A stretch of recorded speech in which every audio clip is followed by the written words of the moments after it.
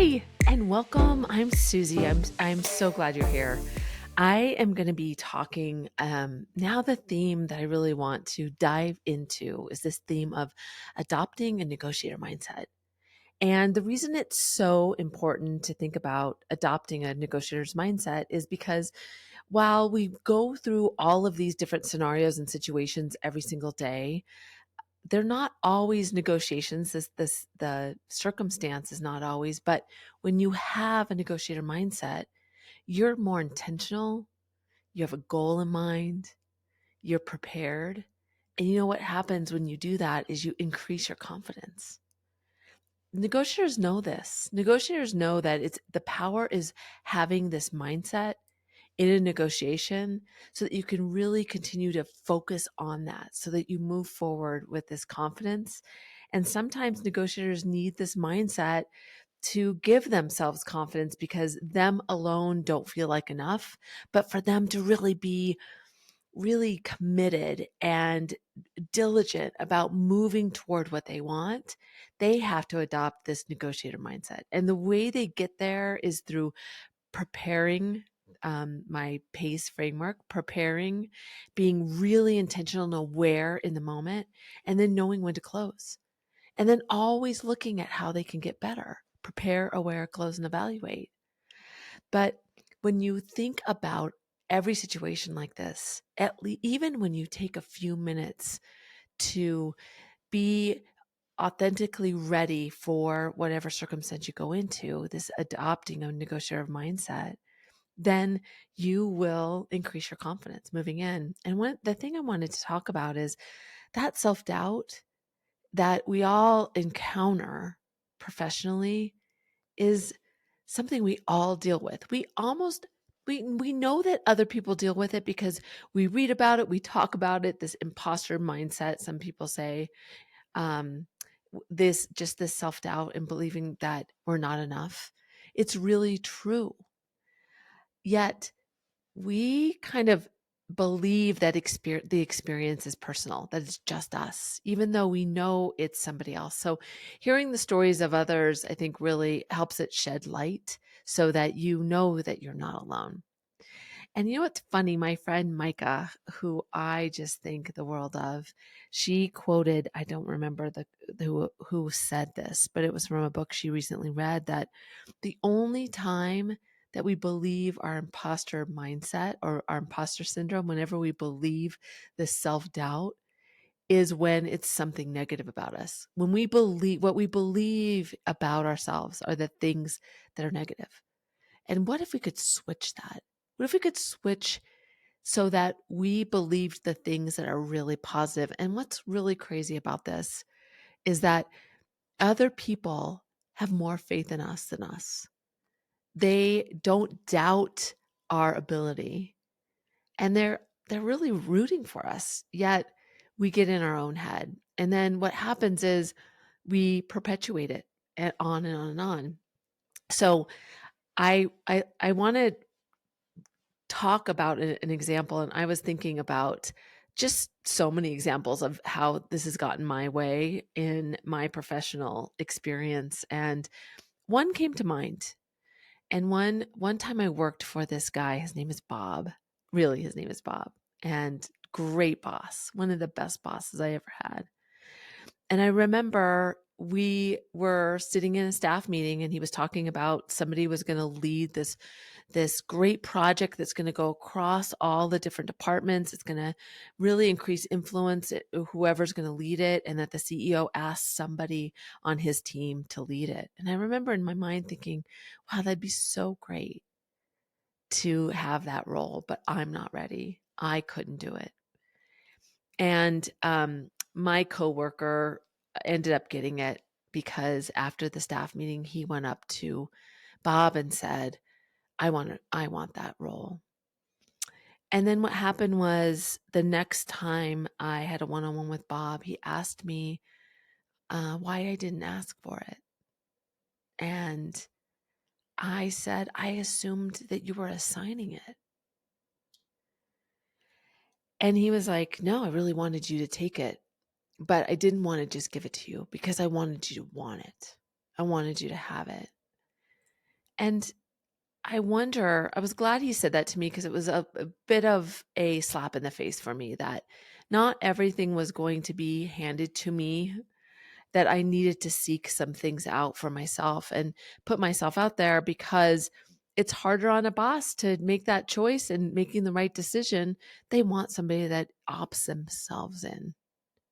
And so what got in my way in those moments were just these little voices of self-doubt. It wasn't even being presented to me and I was still opting myself out. So think about that self-doubt for you and when that shows up for you. We believe that that is this obvious thing that we're going to be just flooded with this self-doubt that's going to kind of bring us to our knees and we're going to be like, "Oh my gosh, I need to fight off this self-doubt." But really the way it shows up are these little voices. These little voices like raise your hand if you have a question and you're like, "I want to raise my hand." "Oh, but my question isn't as good as that person's." Or my question's not good enough to ask, to voice that out loud. I remember so many times in my career when I was just had self-doubt that I didn't believe that what my opinions were or my ideas were warranted. And so I allowed everybody else to speak up.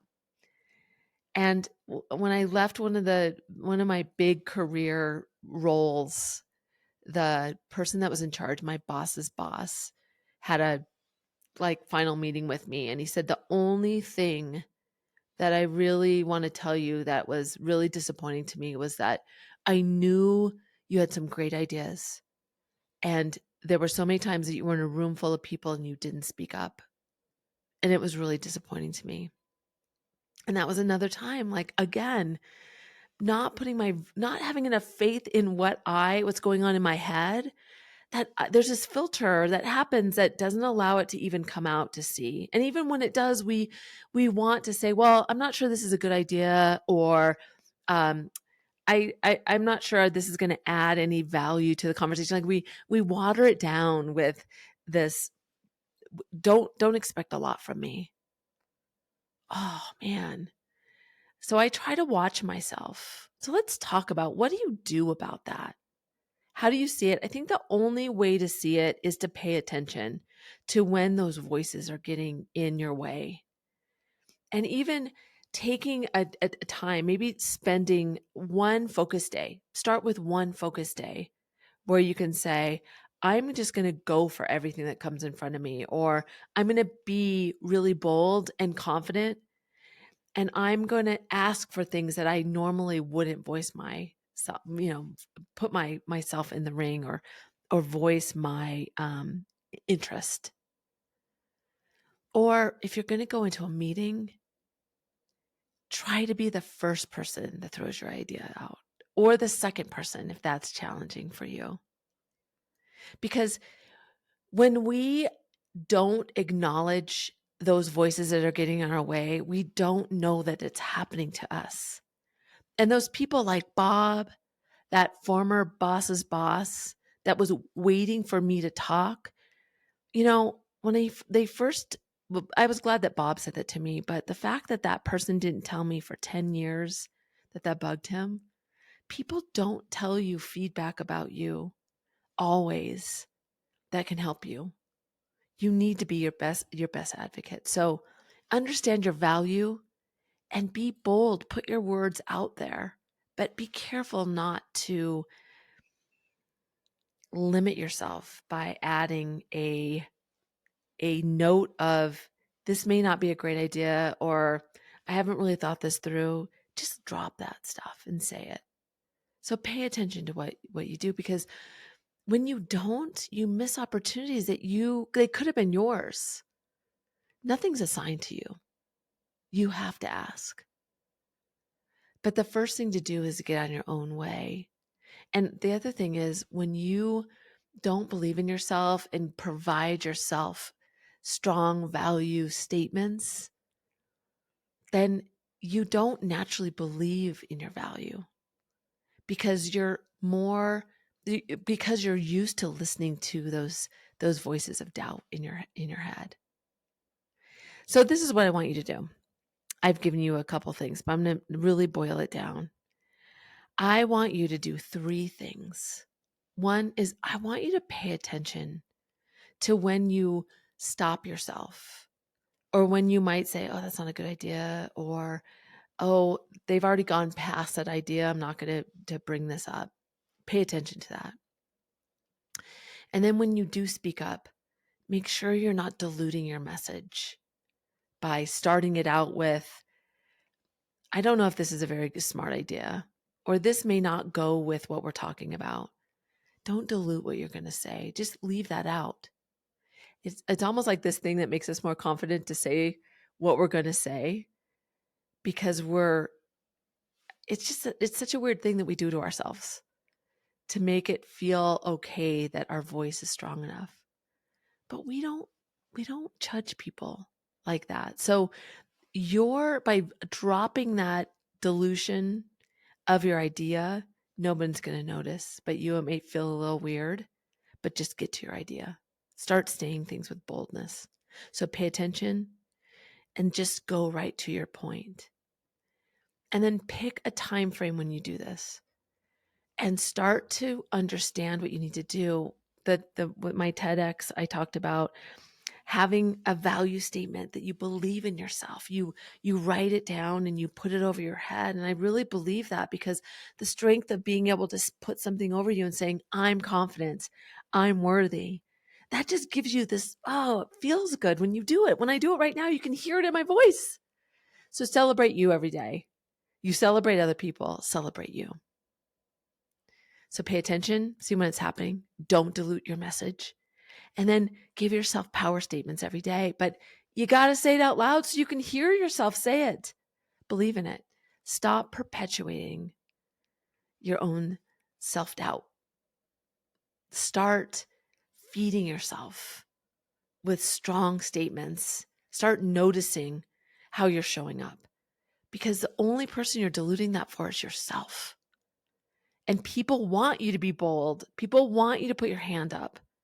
Other people around you believe in you. So start believing in yourself. It's all about adopting a negotiator mindset. And the first step is to think about when you're getting in your own way and hearing those voices in your head and what you need to do to shift those. I'm so glad that you're on this journey with me. I love when people say they listen to this podcast, although it's kind of humbling because I just try to bring things that are coming to mind for me. So I'd love to hear from you. It just energizes me when people say something that you said, I tried and it made a difference. It made an impact for me. So thank you. Thanks for joining me. We're going to be all around adopting a negotiator mindset. Feel free to subscribe here. I have some cool stuff that's going to be happening, some tips and habits that I'm going to offer. So stay tuned for more of that in this new year as we march forward in 2024. I'm so glad you're here. Thank you so much for joining me.